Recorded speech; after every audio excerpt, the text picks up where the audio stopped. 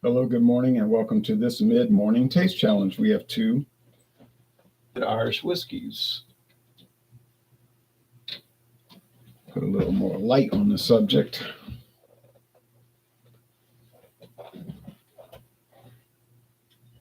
Now, this is called Two Gingers. It was introduced in 2011.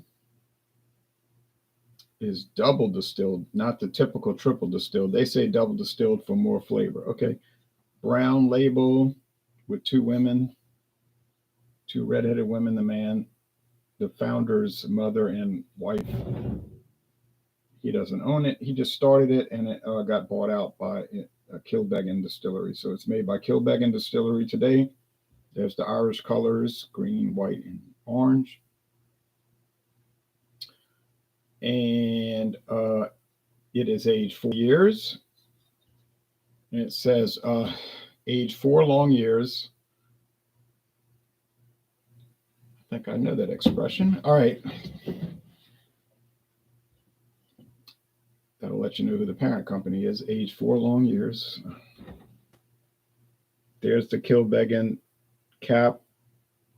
Same cap as the Duhan's Irish whiskey that I have. Kind of let me know who makes the Duhan's.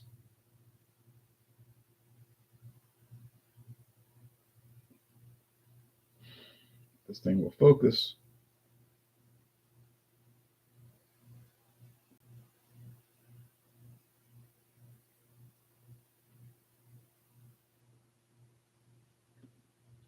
It's being stubborn. Ireland's oldest continually licensed distillery, faithfully distilled, imported by Kilbeggan Distilling Import Company, Chicago, Illinois.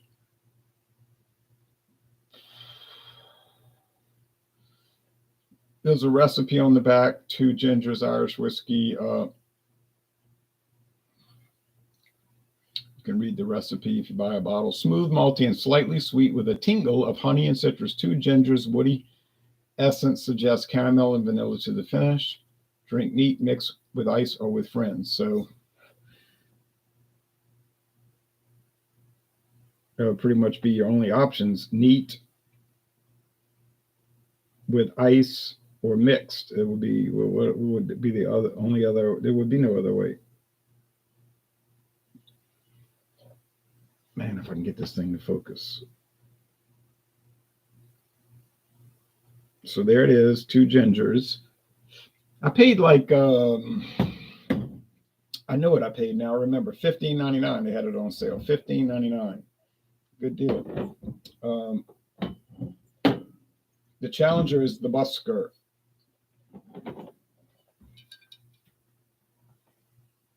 Introduced in 2020. It's from Royal Oak Distillery. It's triple cask aged. It's aged in 3 different types of casks. Ex-bourbon barrels, ex-sherry wine barrels, and ex-Marsala wine casks. All right, they're both 40% alcohol. There's no age statement on this Busker. Okay.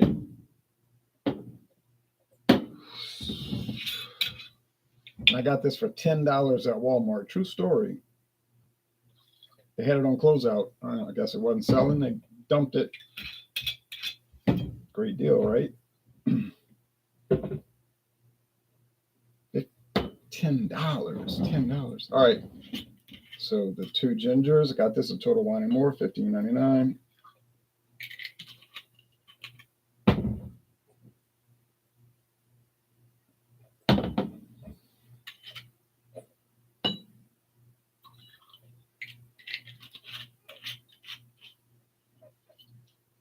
All right, so let's check out the appearance.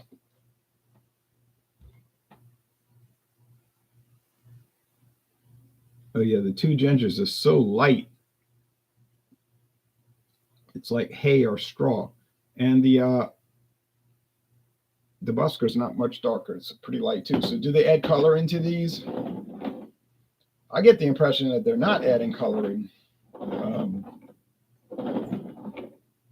I mean, it seems to me if they were adding coloring, it would be, they would have some, substantial color to it. I guess they would turn a little yellow in even a used barrel after 3 to 4 years.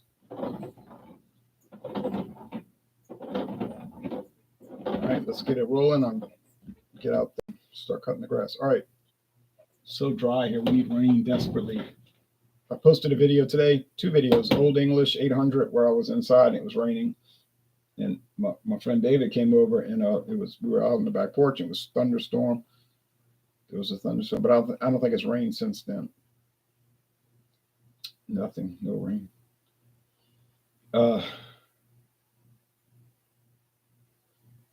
Yeah, smell like bread crust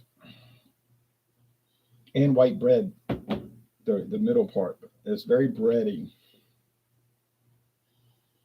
Same thing here, but more of that kind of wonky, weird, wanky, oddity,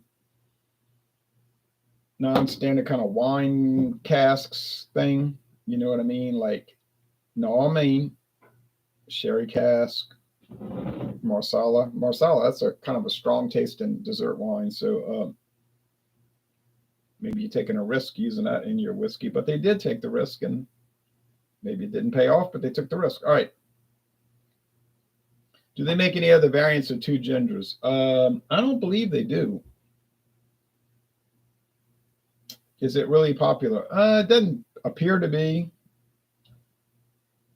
The founder, he sold it after about a year. That was smart. Get your money and get out. You know, he may have not made much off of it. Probably gets a cut of the sales, but I don't get the impression that it's a big seller because you never really see it anywhere. All right.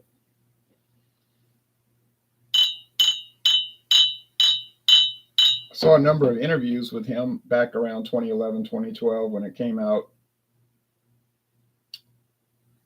He seemed enthusiastic about the product. He seemed to have had drunk a bunch of the product before he did the interviews. You know what I'm saying? He seemed like he had done a lot of taste testings previous to the interview. But anyway, well, you know, I could be perceiving that incorrectly. I don't think so. All right.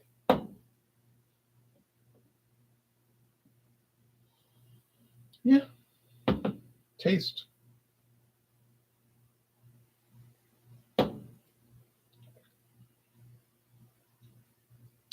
Yeah, it's just such a typical Irish flavor. The sugar cream, the mild oak barrel, medium body, mostly dry finish, the mellow, mild, smooth nature of it. Now, Irish whiskey is not as smooth as you might think. It has a bite to it. You know, it'll have a bite, but it's, you know, probably the smoothest of the styles, of the types, you know, smoother than Scotch whiskey, smoother than Canadian whiskey, smoother than American, United States of America whiskey. But is it better? Well, yeah, you can't say that definitively. It's all in the taste buds of the drinker. But you know, Irish whiskey certainly has a big following. They got people on YouTube I noticed do only Irish whiskey in their channel. It's kind of limiting. It is limiting, but that's what they want to do. It's fine. They'll have a lot to keep them busy for a long, you know, for many years. They will run out eventually, but I wouldn't be able to stick to one. I'll be too impatient for that. But this is nice. I do like Irish whiskey. Yes, I would recommend Irish whiskey. I always enjoy the taste challenges with Irish whiskey. I like doing the individual solo reviews on the camera, or sometimes dual reviews with Irish whiskey. So yes, Irish whiskey has its place. Some people will complain it's not smoky, it's not iodine, it's not, you know, sea salt, briny, and so forth. Well, you know, if you want an Irish, it's just not designed to be that way. If you want an Irish whiskey that has a little touch of peat smoke, not much of it, a little touch of it, you can get Drumcastle from the Sazerac Company. Oh, I'm sorry, County Line Distillers. Oh, I mean the Founders Company, whatever. Yeah, it's that alias, the Founders Company.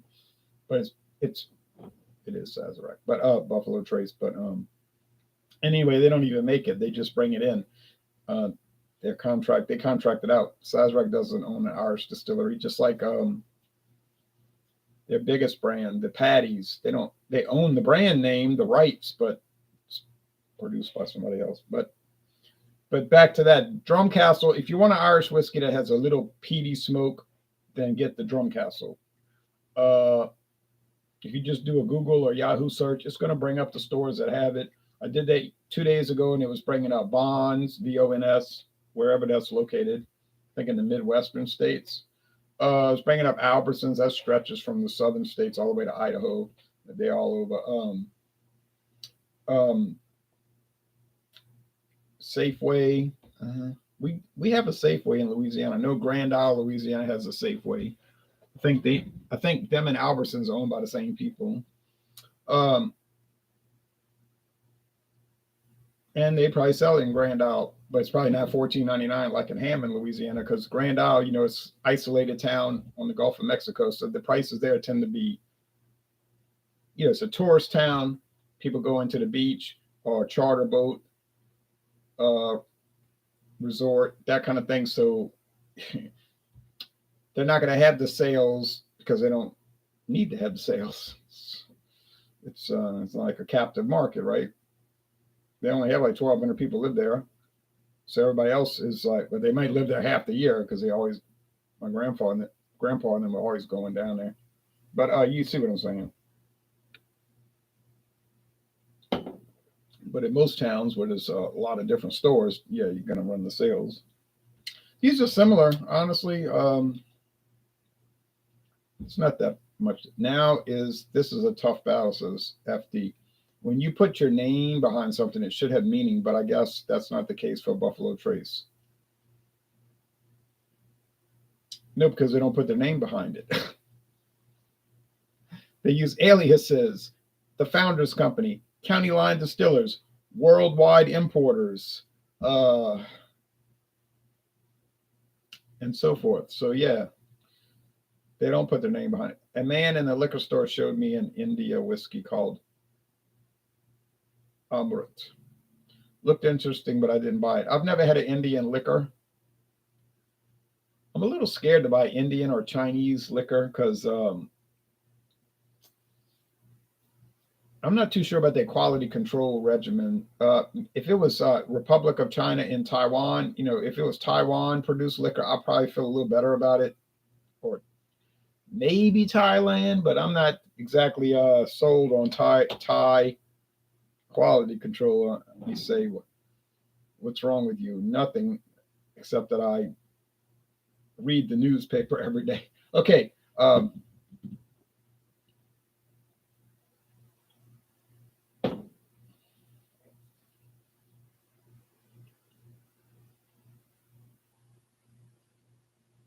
And I see people in alcoholics post these liquors from Thai companies, and they seem pretty, as they say in England, pretty dodgy. Have I had snow beer? What about Chinese beer? Snow, I've heard about it. I've never had it. That was kind of a farce. It wasn't a farce because they believed what they were writing. They were claiming that Snow was the world's best-selling beer. But it actually wasn't.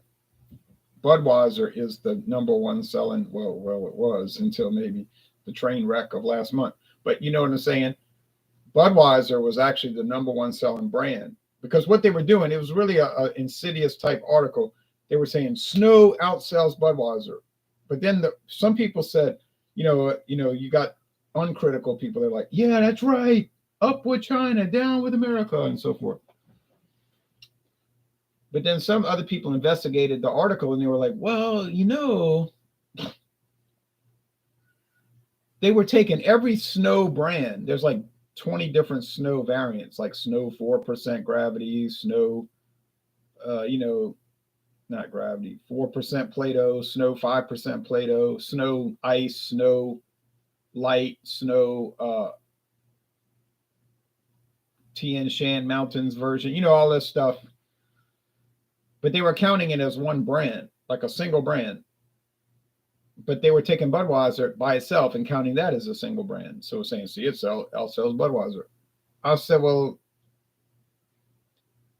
if they took Budweiser and Bud Light and Bud Ice and Budweiser Select 55 and Budweiser Select, those two wouldn't make much difference. But if they did, and they called it the same beer, yeah, that would make, no one would go for that. They'd say, oh, it's not the same beer. Right. So the whole article was like junk. But after people, and I noticed that after people brought those points up, they started saying, yeah, but wait a minute. You never heard about it again. Like you never heard about snow being number one again. Like literally, you never heard it again. That was like 9, 10 years ago, 7 years ago. What do you, who do you got? Who do you have? You mean, who do you have winning the NCAA baseball tournament? You never know with that. Could be Dallas Baptist. Obviously, people are going to think it's Wake Forest, which they got the best record. It should be them. But it's too close. I mean, you can make a prediction, fine, but to put money on it, you're out of your mind. Too many variables in that. 64 teams. No.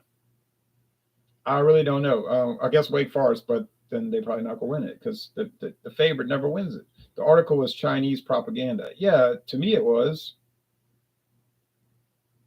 I don't think it was written by a Chinese company. It was just probably written by a company in the United States that's funded by a Chinese entity. All right.